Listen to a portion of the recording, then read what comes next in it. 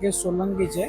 મારા એક બેન છે, ચેન્નઈમાં રહે છે, રામેશ્વરમાં. એમનો મને રાતના ફોન આવ્યો 2:30 વાગે કે મારી સોનાની 5 લાખની ચેન ખોવાઈ ગઈ છે. તો મેં એમને કીધું એક કામ કરો, મેં મેલડીમાંની 2 અગરબત્તી કરો, ઓમકાર મેલડીમાંની, ને 15 મિનિટમાં મળી જશે. તો ઘરથી એમનો 45 મિનિટનો રસ્તો છે, હોટલમાં જ્યાં જમવા ગયા હતા. અને એ પાછા ઘરે ગયા અને ત્યાંથી પાછી 2 અગરબત્તી કરીને પાછા ન્યા ગયા.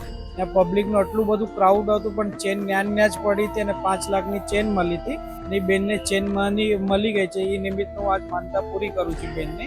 અને એ જાતમાં ક્રિશ્ચન છે અને માતા એના સાઉથમાં રહીને એમનું બી કામ કર્યું.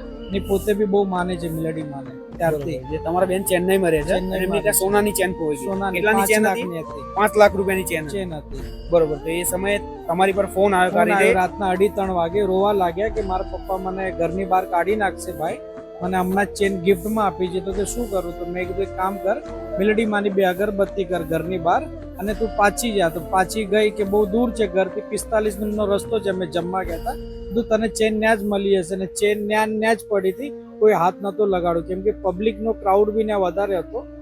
એટલે તમે માનતા રાખી માતાજી, તમે એમને કેવડાવ્યું કે આ રીતે 2 અગરબત્તી કરો ને માનતા રાખો. એમને જેવી માનતા રાખી અને પછી 45 મિનિટ પછી એ ત્યાં પહોંચ્યા. 45 મિનિટ પછી પહોંચ્યા, પણ ચેન ન્યા જતી, કોઈ અડ્યો નતો. ચેન તમે એવું કહો છો કે એ એરિયા પબ્લિક વાળો, વધારે પબ્લિક ની અવર જવર વાળી હતી. એ છતાંય ત્યાંથી કોઈને ચેન હાથ ના લગાવ્યું. બરોબર. તમારા બેન ને ત્યાંથી ચેન મળી ગઈ. એટલે તમે આજે માનતા પૂરી કરવા આવું.